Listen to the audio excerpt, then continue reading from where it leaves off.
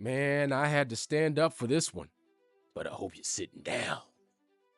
All right, let's talk about what might be the biggest own goal in modern politics. Except this isn't just one mistake, it's a series of decisions that handed power right over to the opposition, the Republicans.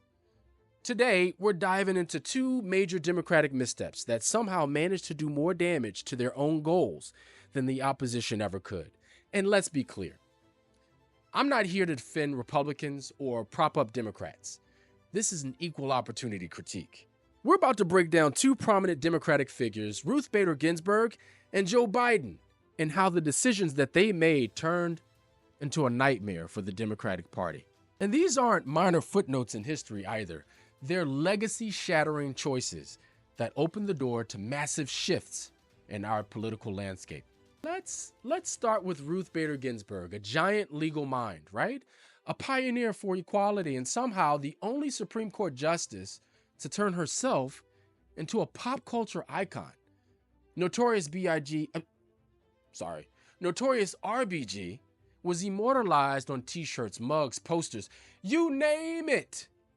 People loved her so much that she could have announced she was moving to Mars, and fans would have lined up to pay her first-class ticket. But here's where the RBG love fest takes a sharp turn. By the time Obama's second term was winding down, Ginsburg was deep into her 80s, with a list of health scares longer than most CVS receipts. And it didn't take a genius to see that her seat might become vulnerable, you know. Some of her supporters even suggested, nicely at first, that she should step down while Obama was in office so her successor could be, aligned with her values and all of the work she'd done over the years. But Ginsburg didn't budge. She decided to stick it out, proving that Notorious RBG wasn't just a nickname, it was practically her defiant motto. And then 2020 rolled around, and she passed away, unfortunately.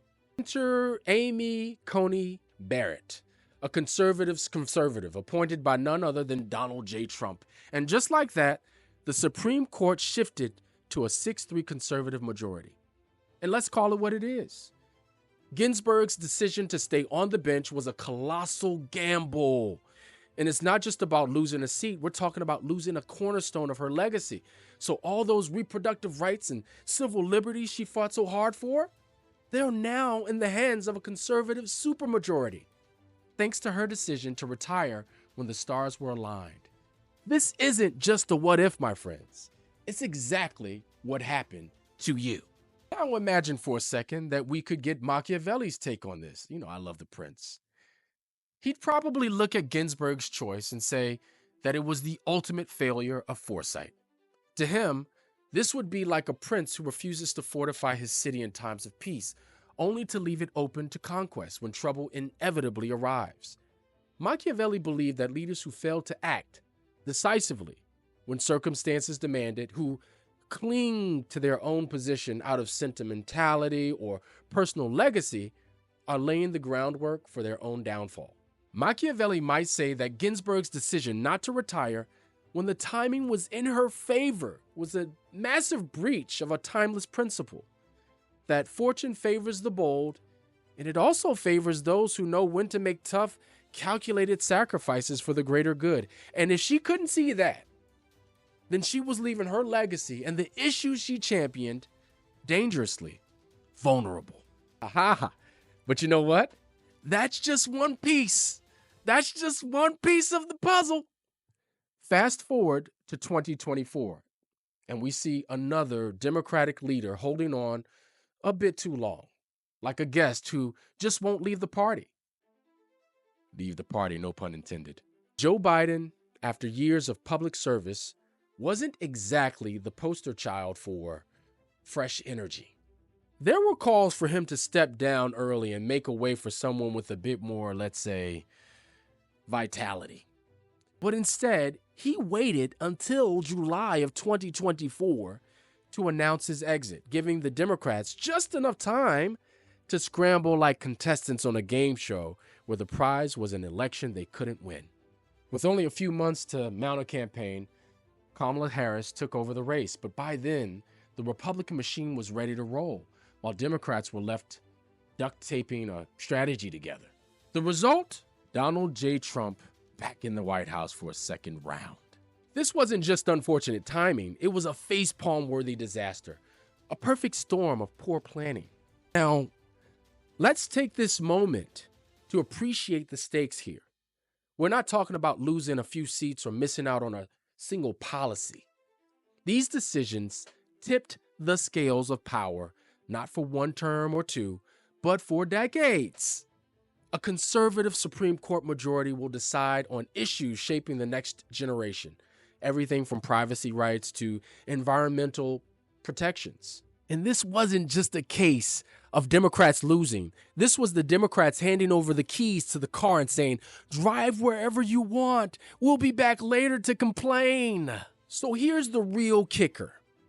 If you're frustrated and you're only pointing fingers at Republicans, black men, Latino men, white men, men in general, MAGA, or the Supreme Court, then you're missing half the story. Maybe 3/4 of the story. Because what we're seeing here is the Democrats sabotaging themselves, willingly handing over political leverage, all because of delayed decisions and icon loyalty.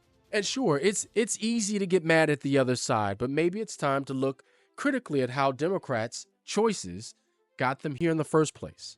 They propped up leaders who were loved as personalities, but whose strategies, or lack thereof, left the party exposed. The party ignored inconvenient truths in favor of sentimentality, and now the consequences are all too real. So, what's the takeaway here? Simple. If Democrats want to stay relevant, they need to demand a lot more from their leaders. They need to stop holding on to icons past their prime and start thinking long term. This isn't betrayal. It's just practical politics. And if you think this message resonates, don't just let it sit with you, share it. Because if Democrats don't wake up, they're going to keep losing ground, and the rest of us will keep watching them wonder why. All right, we've covered a lot here. 2 political giants, 2 massive mistakes, and a whole bunch of fallout that has reshaped the American landscape in a way that might take decades to fully understand. But if there's a moral to the story, it's this. Loyalty to icons and sentimentality might feel good, but if it blinds you to the strategic timing and smart decision making, it's a dangerous game. In politics, timing and pragmatism can matter more than legacy and nostalgia. It's harsh, but that's the reality. And if that hit home with you, here's something to think about. What happens when leaders on any side prioritize their own time in the spotlight over the actual needs of the people they represent? I've got another video queued up on the end screen. It's here or there. I can't see. Obviously, I'm doing the video. That digs into this very topic. Why political parties keep making the same mistakes. It breaks down how decisions driven by ego and legacy aren't just isolated incidents, but a pattern in modern politics. Click to watch. And if this message resonates with you, don't just let it sit. As I said before, share it. Let's make sure more people are asking these questions and demanding leaders who prioritize the future over their own place in history. Thanks for sticking around. And remember, in politics, it's not about who's loved, it's about who actually gets things done. Peace.